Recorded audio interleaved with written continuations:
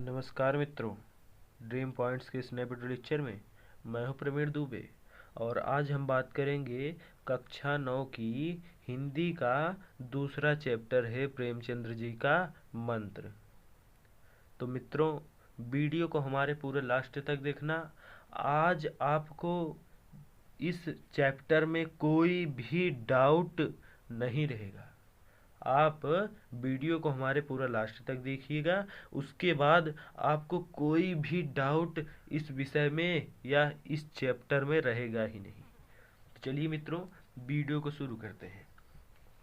प्रेमचंद का जीवन परिचय देख लीजिए। मुंशी प्रेमचंद जी का उपन्यास सम्राट प्रेमचंद का जन्म एक गरीब घराने में काशी से 4 मील दूर लमही नामक गांव में 31 जुलाई 1880 ईस्वी में हुआ था।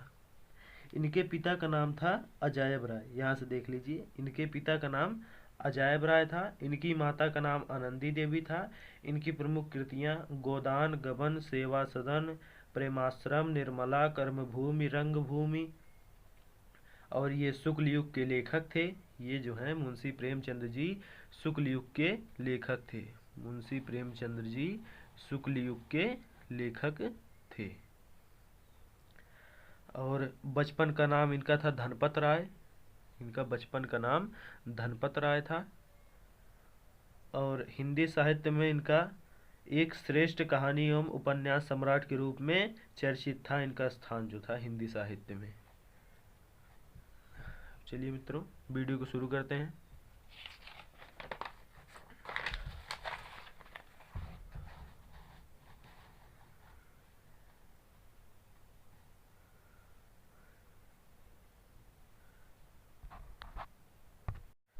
संध्या का समय था। संध्या का समय था। संध्या मतलब शाम का समय था। डॉक्टर चड्ढा गोल्फ खेलने के लिए तैयार हो रहे थे।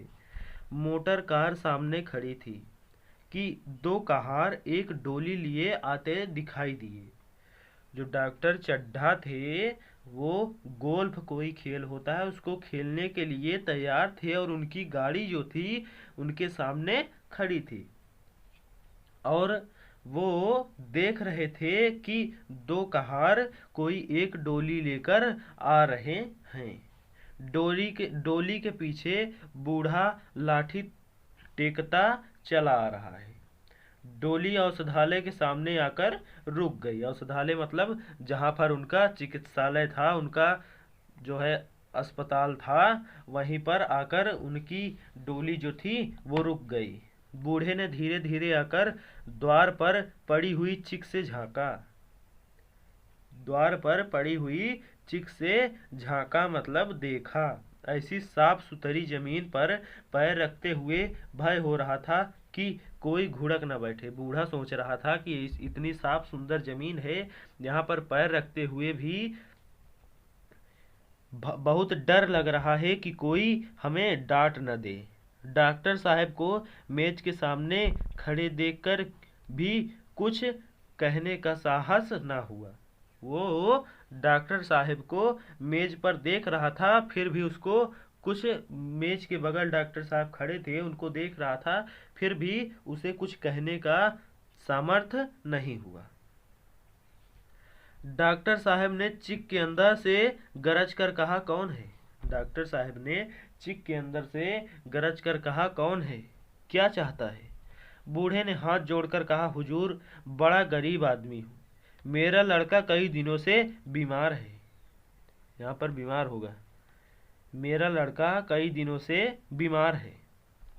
डॉक्टर साहब ने सिगार जलाकर कहा, कल सवेरे आओ। सिगार मतलब वो धूम्रपान होता है, उसको जलाकर डॉक्टर साहब ने कहा कि कल सवेरे आओ।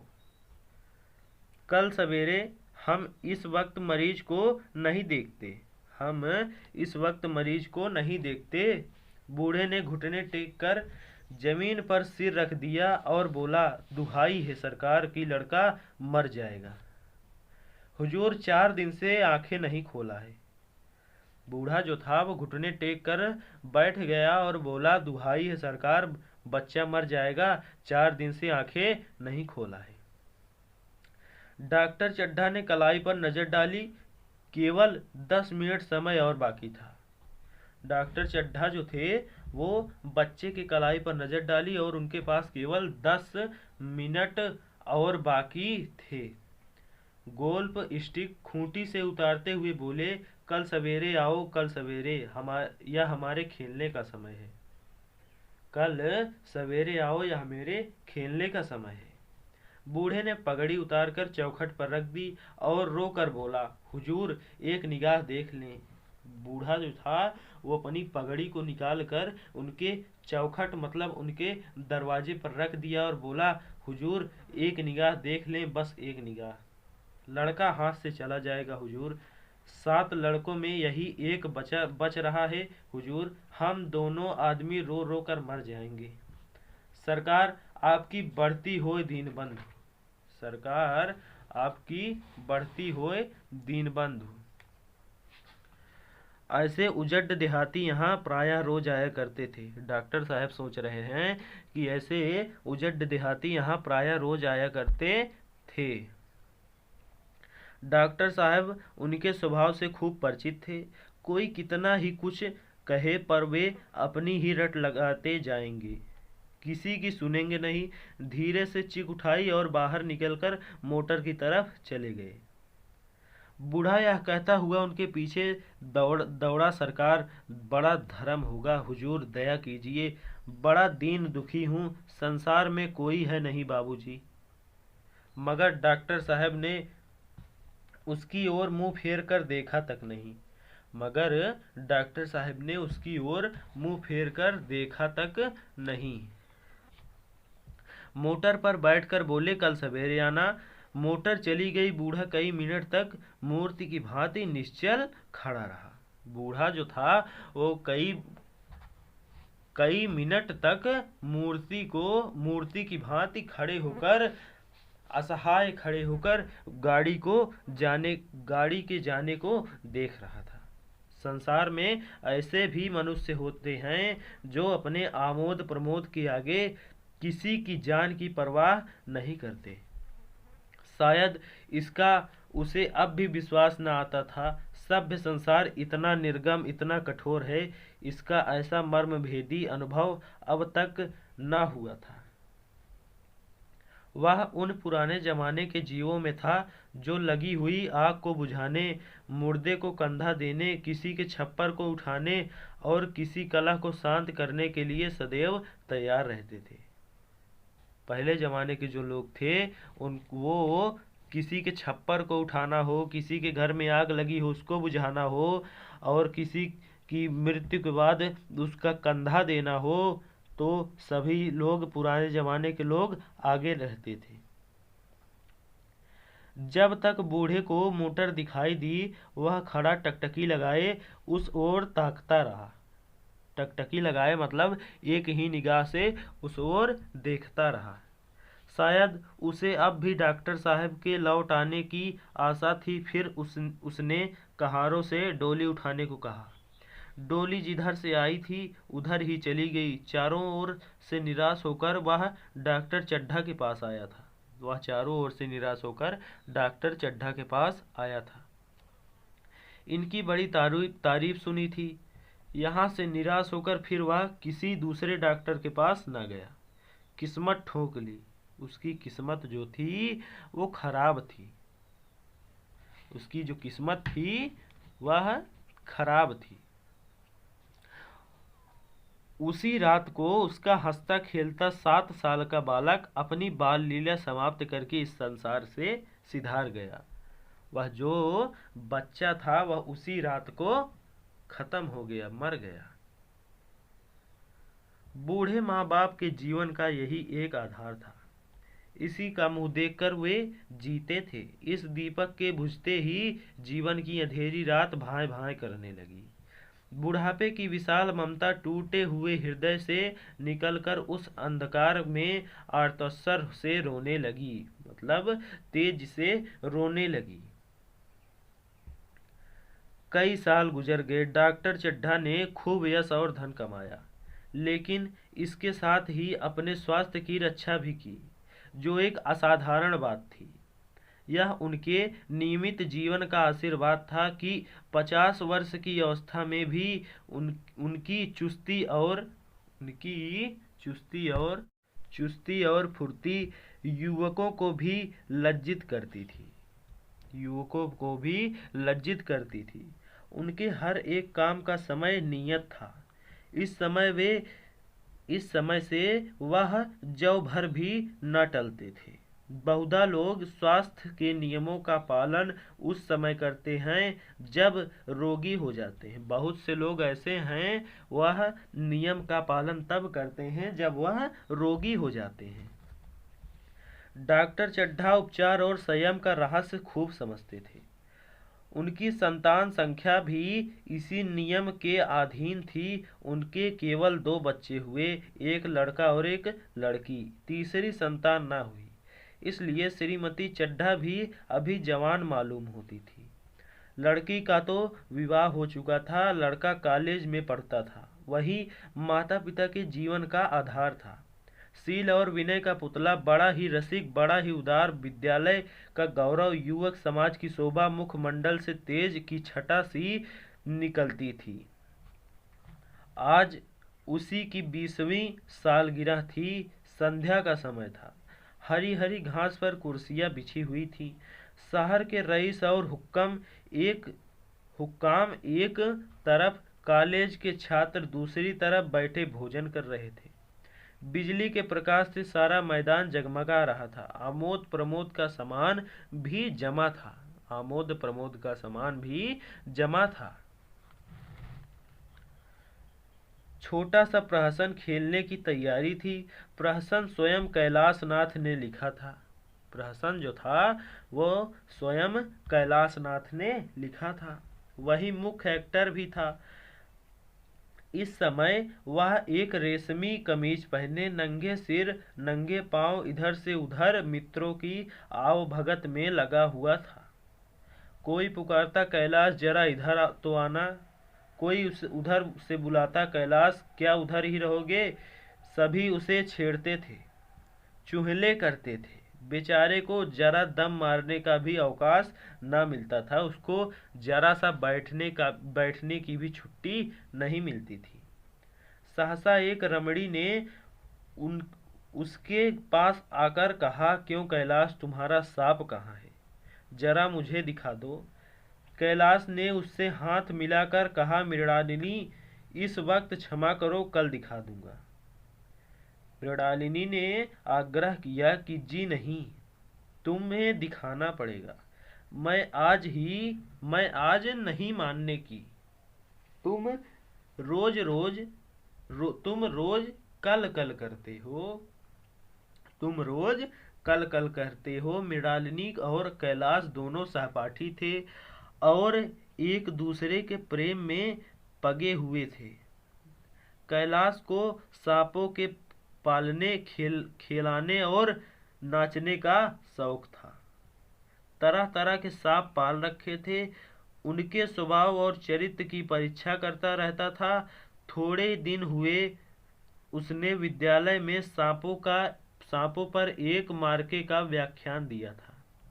सांपों को नचाकर दिखाया भी था। प्राणी शास्त्र के बड़े बड़े पंडित भी यह व्याख्यान सुनकर दंग रह गए। जो प्राणी शास्त्र के बड़े बड़े पंडित थे, वो भी यह व्याख्यान सुनकर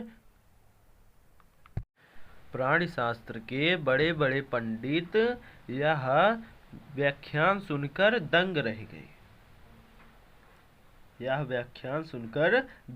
गए। यह विद्या उसने एक बूढ़े सपेरे से सीखी थी।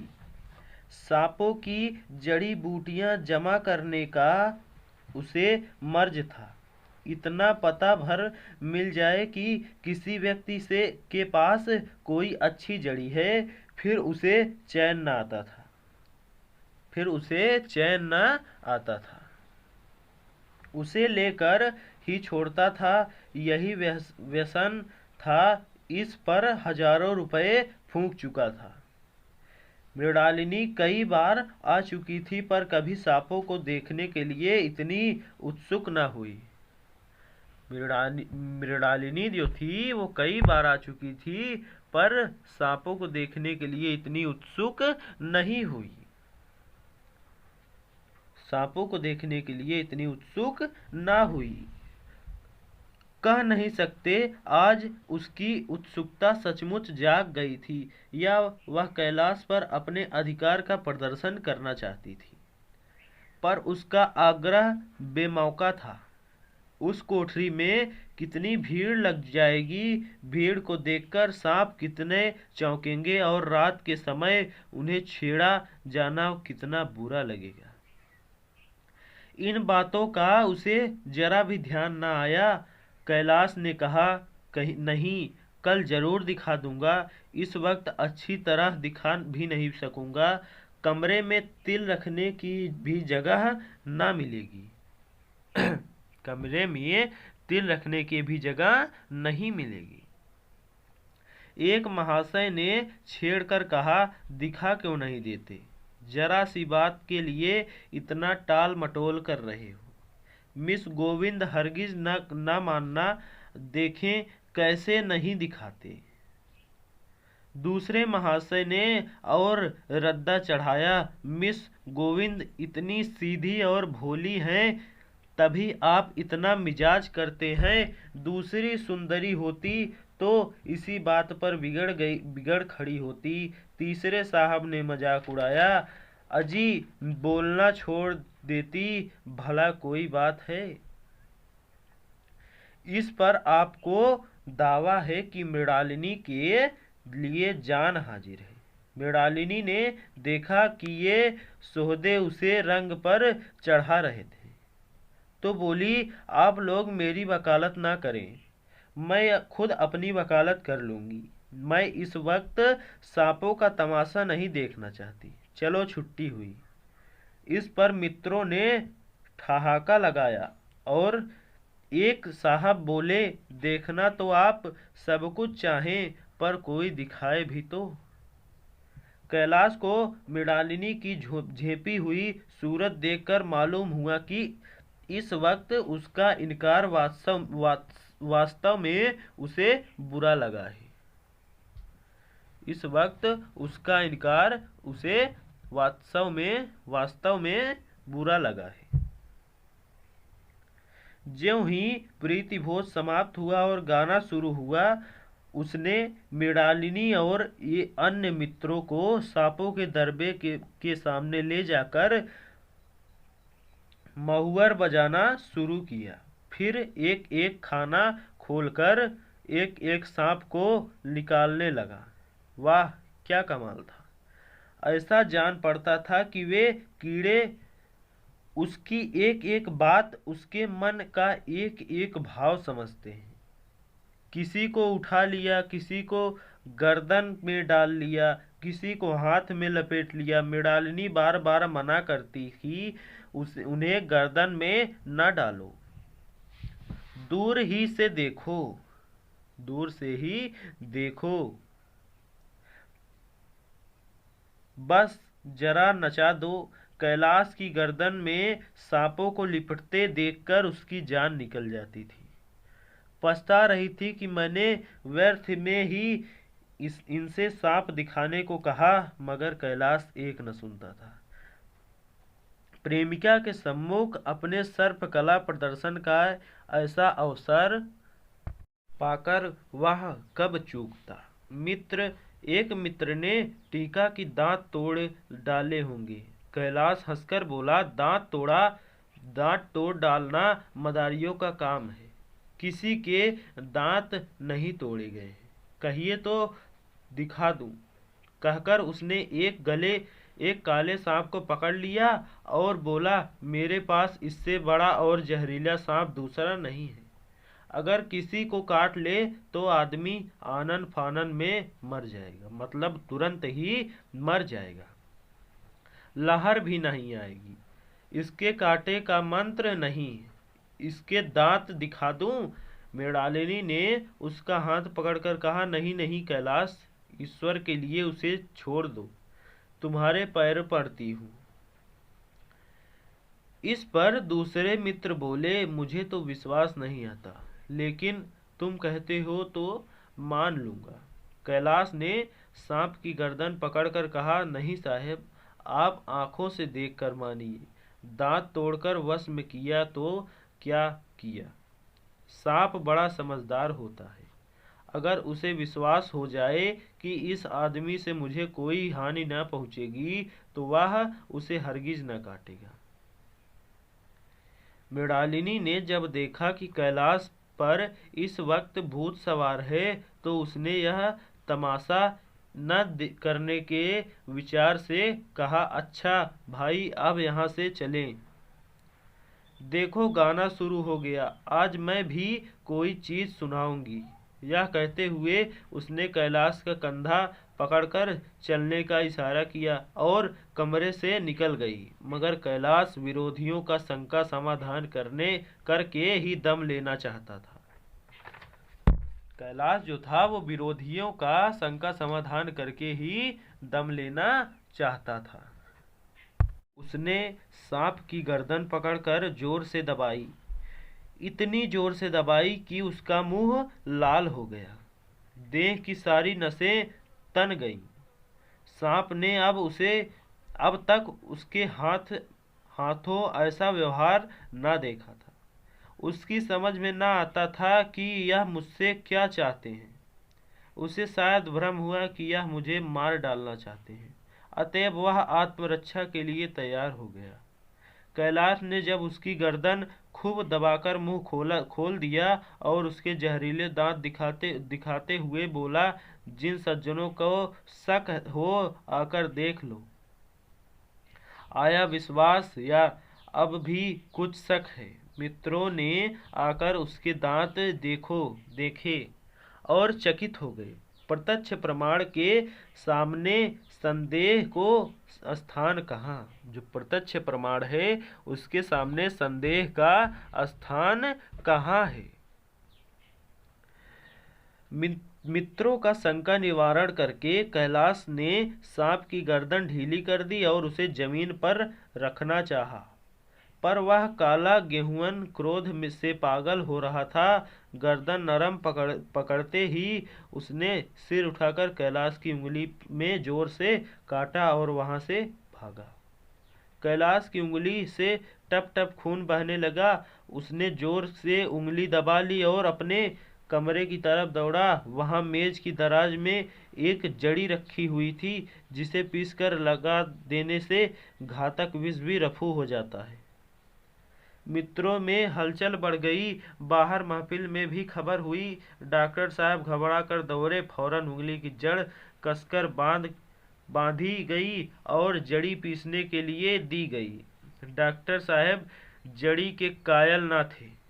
वह उंगली का डसा भाग नस्तर से काट देना चाहते थे, मगर कैलाश की जड़ी पर पूर्ण विश्वास था। मृणालिनी पियानो पर बैठी हुई थी। यह खबर सुनते ही दौड़ी और कैलाश की उंगली से टपकते हुए खून को रुमाल से पोंछने लगी। जड़ी पीसी जाने लगी। जड़ी जो थी वो पीसी जाने लगी। पर उसी एक मिनट में कैलाश की आंखें झपकने लगी। उसी एक मिनट में कैलाश की आंखें जो थी वो झपकने लगी। ओठों पर पीलापन दौड़ने लगा, यहाँ तक कि वह खड़ा न रह सका, फर्श पर बैठ गया। सारे मेहमान कमरे में जमा हो गए। सारे मेहमान जो थे वो कमरे में जमा हो गए। कोई कुछ कहता था, कोई कुछ। इतने में जड़ी पीसकर आ गई। मृणालिनी ने उंगली पर लेप किया। 1 मिनट और बीता। कैलाश की आंखें बंद हो गई। वह लेट गया और हाथ से पंखा झलने का इशारा किया। माँ ने दौड़कर उसका सिर गोद में रख लिया और बिजली का टेबल फैन लगा दिया। डॉक्टर साहब ने झुककर पूछा, कैलाश कैसी तबीयत है? जो डॉक्टर साहब थे वे उससे झुककर पूछे कि कैसी तबीयत है। कैलाश ने धीरे से हाथ उठा दिया, मगर कुछ बोल ना सका। मृणालिनी ने करुण स्वर में कहा, क्या जड़ी कुछ असर न करेगी? डॉक्टर साहब ने सिर पकड़कर कहा, क्या बताऊं, मैं इसकी बातों में आ गया। अब तो नस्तर से भी कुछ फायदा न होगा। आधा घंटे तक यही हाल रहा। कैलाश की दशा प्रतिक्षण बिगड़ती जाती थी, यहाँ तक कि उसकी आंखें पथरा गई, हाथ पांव ठंडे हो गए, मुख की कांति मलिन पड़ गई, नाड़ी का कहीं पता नहीं। मौत के सारे लक्षण दिखाई देने लगे, मौत के सारे लक्षण दिखाई देने लगे। घर में कोहराम मच गया। मृणालिनी एक ओर से सिर पीटने लगी, माँ अलग पछाड़े खाने लगी। डॉक्टर चड्ढा को मित्रों ने पकड़ लिया, नहीं तो वह नस्तर अपनी गर्दन में मार लेते। एक महाशय बोले, कोई मंत्र झाड़ने वाला मिले तो संभव है अभी भी जान बच जाए। एक मुसलमान सज्जन ने इसका समर्थन किया, अरे साहब, कब्र में पड़ी हुई लाशें जिंदा हो गई हैं, ऐसे ऐसे यहाँ पर क्या लिखा है, ऐसे ऐसे भगवान पड़े हुए हैं, ऐसे ऐसे भगवान पड़े हुए हैं।